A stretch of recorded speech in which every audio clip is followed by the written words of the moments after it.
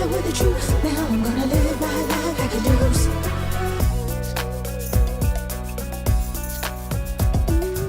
Hi, I'm Frank Williams again, and welcome to the Frank Williams Show. And so today I'm going to talk about the older population. But first, I have something I want to show you. It's called "If It Wasn't For Them, There'd Be No You."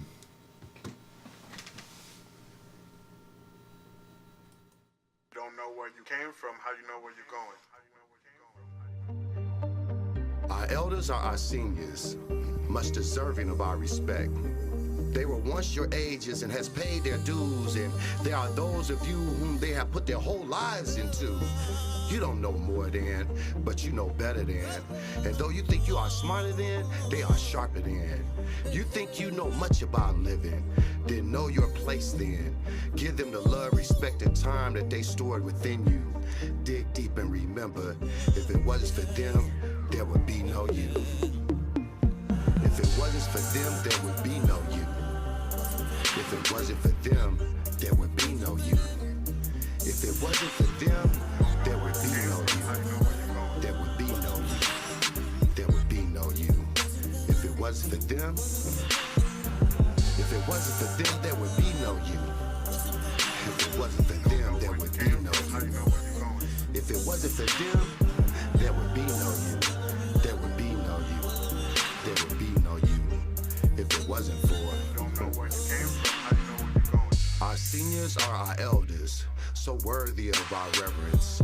True devotion, and blessed are the children. Praise the teachers and caregivers, give them their dues, for they are those of you who they have put their whole time into.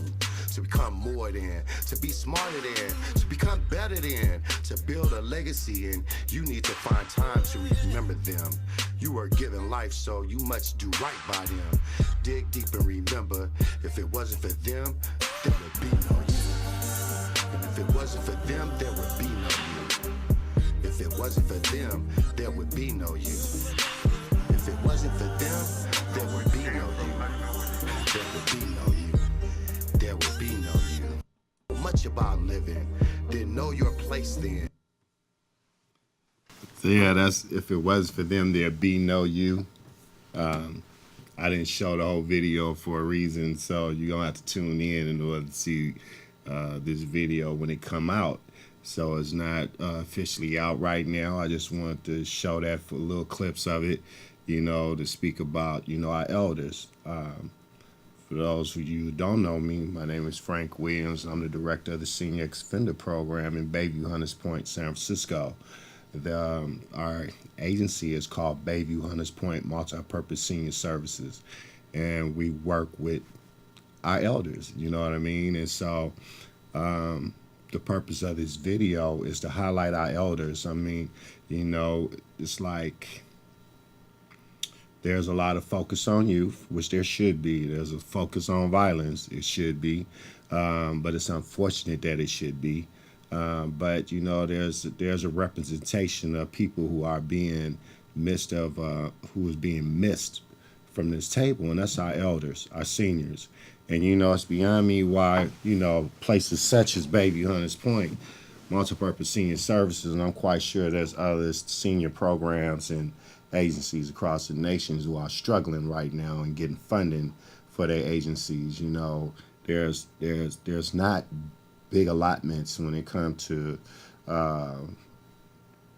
monies that's being passed down through the networks to get to these agencies, especially those such as Bayview Hunters Point Multipurpose Senior Services. Been working in existence for over 45 years in the Bayview District 12. Represent African American and other people of color, but primarily African Americans. That's been a stable place. We have Bayview Connection, in which we help elders get housing. We have Bayview Adult Daycare Center that's been in existence for over 35 years, working with our elders who need day respite, who need different type of occupational therapy and different type of therapies, and just a safe place to be at, during the daytime while their families is gone to work. We also have the Western Addition Senior Services, in which we over in that district as well, over there in Fillmore. We have Rosa Parks, you know, over there in Fillmore. We also have Queen Ada over there in Fillmore. So, you know, Baby on this point, Multi-Purpose Senior Services is really doing a lot to serve the community. Opening around February of 2016 will be the Asian Campus, Dr. George Davis Center on Carroll and 3rd, which is going to have like 117 rental units for senior living, which is going to be a very beautiful place in Bayview. But this didn't come by chance, you know, and it's a lot of struggles in making that process work over the last 25 years to even get to this point where this month in October, that we're in the month of October, that even applications came out where people can really apply for this housing, this senior living. But the focus isn't on seniors. And it's like trying to find funding to even fund where we can even get the place, you know, furnished the way it should look, the way it should be, you know, for our elders, you know. And it's like, you know, these different companies and corporations in San Francisco that could really help us, you know, they fundings is going to other places, you know, to do other things, you know. And I guess just networking to get those things to happen. You know, it take a lot of bureaucracy to make things, break through a lot of bureaucracy to make things happen. But, you know, what getting me is that, you know, when it comes to our elders, it's like those that's in power, those that's in charge right now, today, are older people. You know what I mean? And it's like, okay, so why you not looking out for those, for your elders? Why you not, you know, as far as in a humanitarian spirit, not your own family, but in a humanitarian spirit, as far as in communities. If you in a position to help others, why aren't you doing that the way, you know, it should be? It's not that I'm judging you. It's just that I see reality, and I see struggling organizations that shouldn't be struggling, that's really out here doing the work. There's plenty of organizations out here doing the work, but focus isn't on our elders, you know, and they need to be sharing in that when it comes to funding coming down to places such as Baby Hunters Point Multi-Purpose Senior Services, because they do very good work. Our elders in this segment of that video is just showing the spirit of our elders, you know, from Miss Pickens, who made 99 years old this year, and in celebration, and seeing her able, you know, she's walking in everything. I mean, she do what she do. She bring a lot of energy to the senior services. The executive director there, name is Kathy Davis. The number there is 415-826-4774. The other number to Yosemite site is 415-822-1444. We also have another program, such the one that I'm the director of, Senior Extended Program, which I work with men and women aged 50 and over, or should I say my organization work with men and women 50 and over. And we work with those that's incarcerated, and we work with those who has been released and they transitioning back into the community. The interesting thing about working with the older population, older incarcerated population, is that the men and women aged 10 to 12 years past their chronological age, physiologically. Most of them are, you know, for the most part, being repeated offenders, living up under stressful situations, not being out of contact with their families in some cases because they indigent and don't have money for a phone card. Their family lives so far away that it's hard for them to catch transportation, you know, to the jails, and all the restrictions of even having a visit. You know, it's a lot that goes on with that, and then being incarcerated and going in and out, maybe because of the issues, personal issues one may have, from substance abuse to mental health to, you know, because of what they had went through in their life, you know. It's people that have been through a lot of things in their lives, and as they grow older and older, you know, it aged them faster when they're incarcerated, to the point that most of our older adults aged 50 and over have at least 3 chronic illnesses, which is way greater than a senior who's 62 and has never been incarcerated. They may have one, maybe have one, and that might be, something like arthritis, whereas those incarcerated might be COPD. They have a bad heart condition. They cannot breathe in properly. They have, along with arthritis, along with struggling with substance abuse, for example. So working with this population has been a challenge, and I love doing what I do. We've helped many along the way to turn their lives around who are today. Some of them are certified addiction treatment counselors. Some of them are community health outreach workers. Some of them are advocates working in other different genres, working with youths, being educators, being some of my entrepreneurs that went, for example, to culinary school and learned that and got certified, and went and started their own catering businesses to being bakers and everything else. So we got those who have start their own driving jobs, whatnot, work for other companies and then develop their own limousine services. I mean, we got those who are consultants that work in this field, who are alcohol and drug educators, but also working in this field as motivational speakers and going to group homes and going to the other jails and prison facilities and really mentor these people and help them come up out of their issues and get them prepared to come back into the community to be successful, to be a part of the community and be successful. Along with that, many of them come out and they help do advocacy, in which part of advocacy is educating your community. Right now today we have a lot of lifers coming out, that done spend 20 years, 45 years in prison when it shouldn't have been that way, but because of past governors and get tough on crime laws that went down in effect since the 80s, that really kept slavery going on, because these different penitentiaries are nothing but slave incubators, you know what I mean? And I'm being honest about it. There's very few community-based organizations that's able to be inside of them. And for those that are in there, when RFPs come out, to be honest with you, community don't even know how to bid to get inside there because they have some language in there that you will not understand.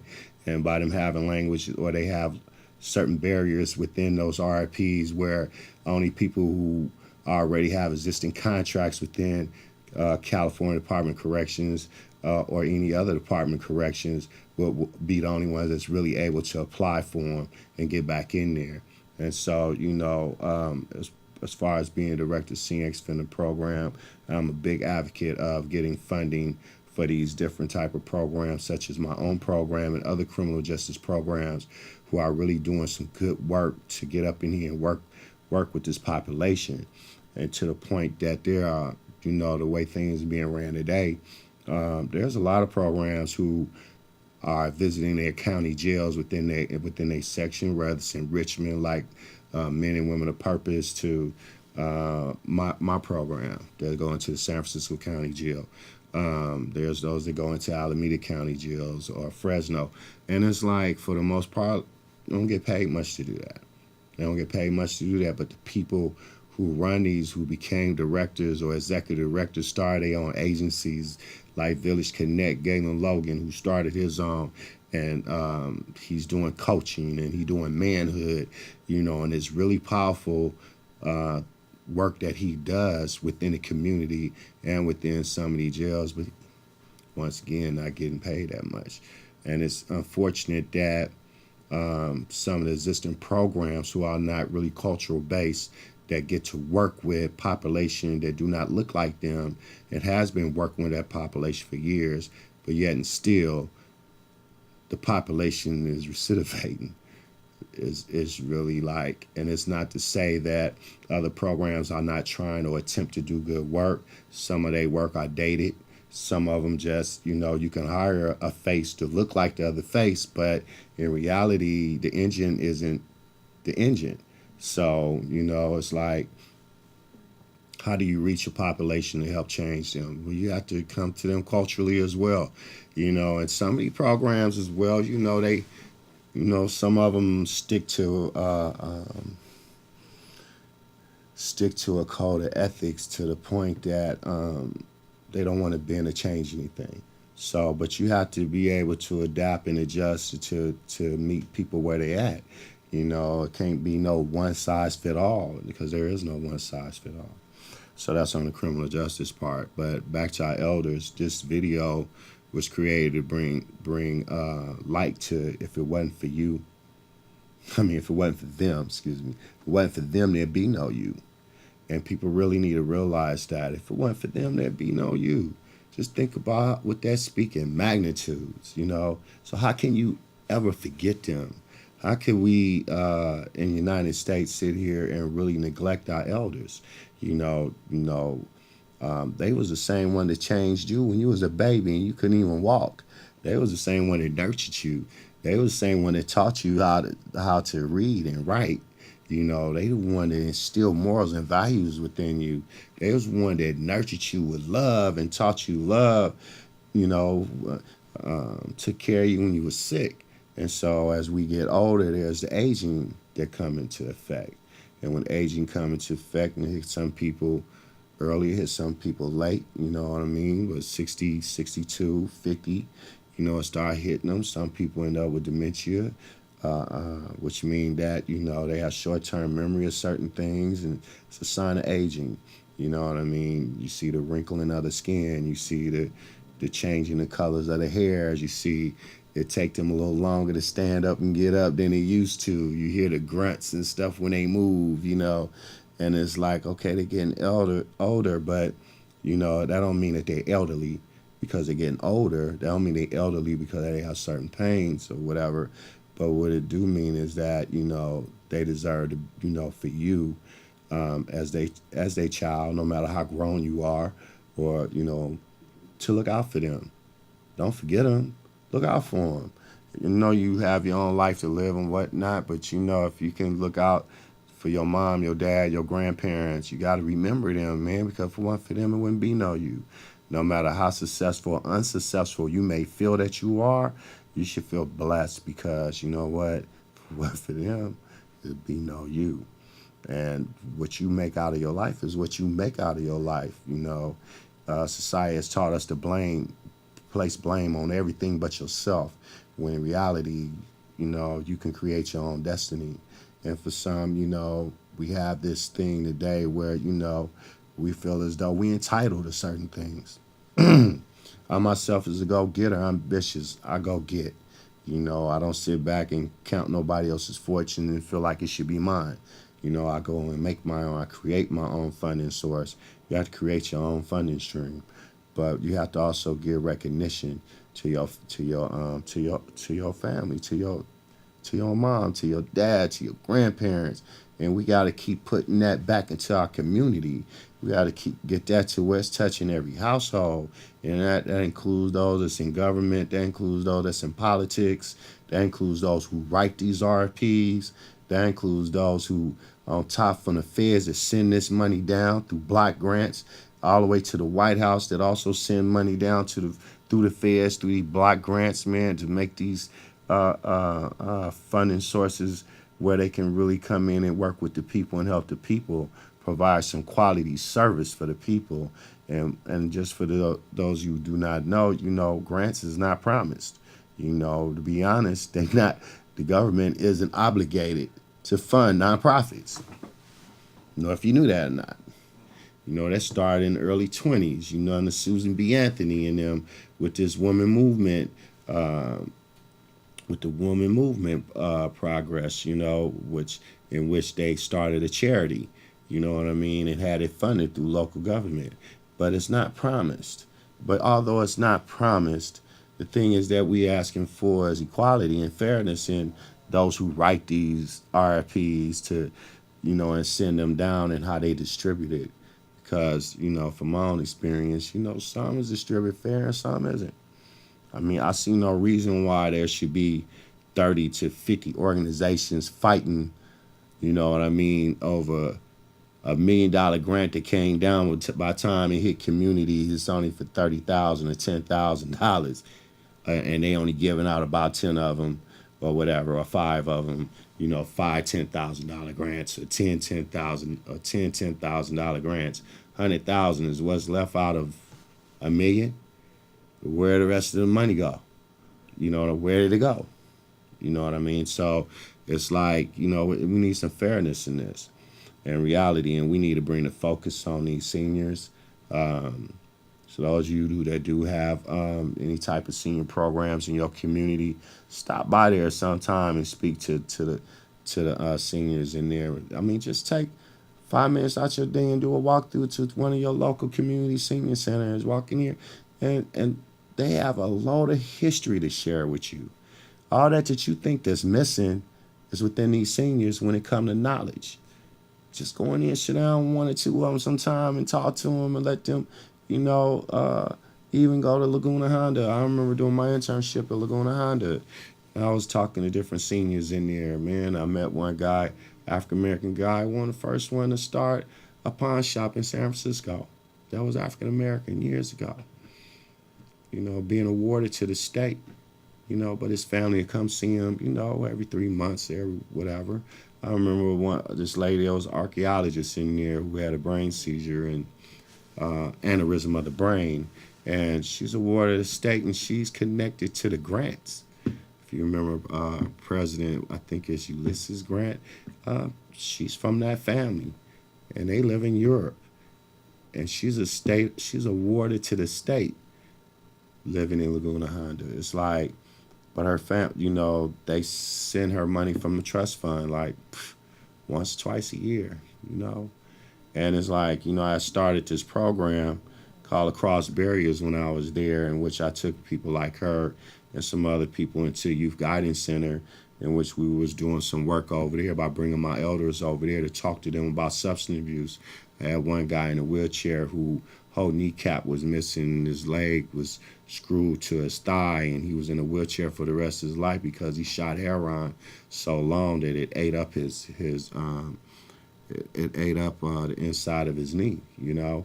And so we took that over there, you know, and we talked about, you know, don't use drugs, you know, and the reason why you shouldn't use drugs, the effect of drugs and what it has on the human body, you know. So it wasn't like trying to do a Ronald Reagan, you know, just say no type thing. We was, you know, I was actually bringing in people who had different effects, negative effects from using alcohol and drugs. One young man who was like 23 years old was paraplegic.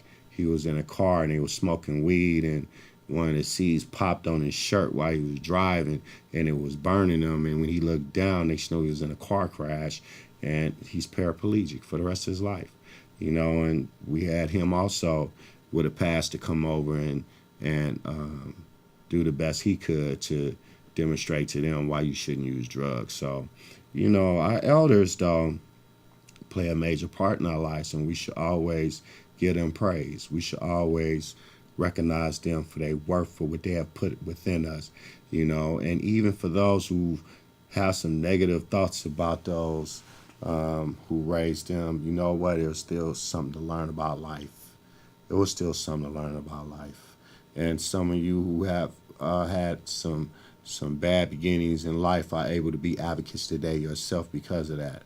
But there's plenty of people out there that loved you as well, who are also your elders today.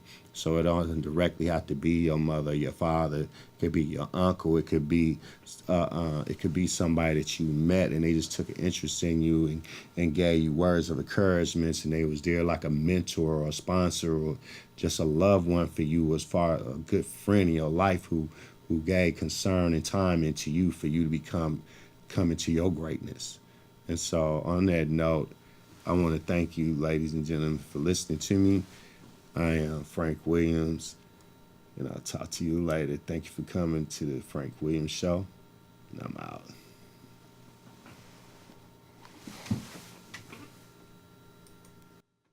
Give them the love, respect, and time that they stored within you.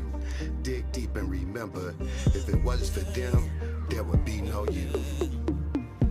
If it wasn't for them, there would be no you. If it wasn't for them, there would be no you. If it wasn't for them, there would be no you. There would be no you. There would be no you. If it wasn't for them, there would be no you. it wasn't for them, there would be no you. If it wasn't for them, there would be no you. There would be no you. There would be no you. If it wasn't for our seniors are our elders, so worthy of our reverence. True devotion, and blessed are the children. Praise the teachers and caregivers, give them their dues, for they are those of you whom they have put their whole time into. To become more than, to be smarter than, to become better than, to build a legacy, and you need to find time to remember them. You are given life, so you must do right by them. Dig deep and remember, if it wasn't for them, there would be no you. And if it wasn't for them, there would be no you. If it wasn't for them, there would be no you. If it wasn't for them, there would be no you. There would be no you. There would be no you. If it wasn't for them, if it wasn't for them, there would be no you. If it wasn't for them, there would be no you. If it wasn't for them, there would be no you. There would be no you. There would be no you. If it wasn't for them. Our elders are our seniors, much deserving of our respect. They were once your ages and has paid their dues, and there are those of you whom they have put their whole lives into. You don't know more than, but you know better than.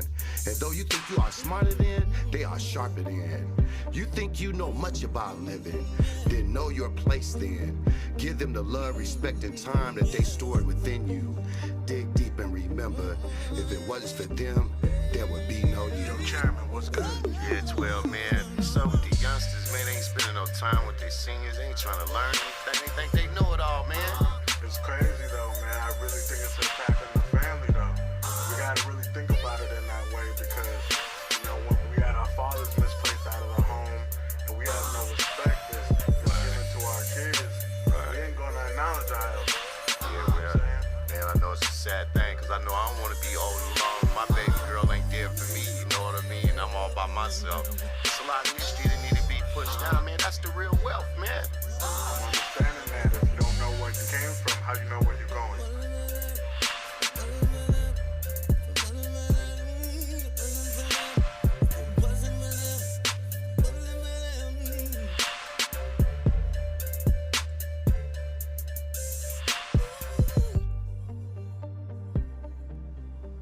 If you don't know where you're going, it's because you don't know where you came from. If it wasn't for them. And I'm Frank Williams. Thank you for tuning in to the Frank Williams Show. We in the trenches.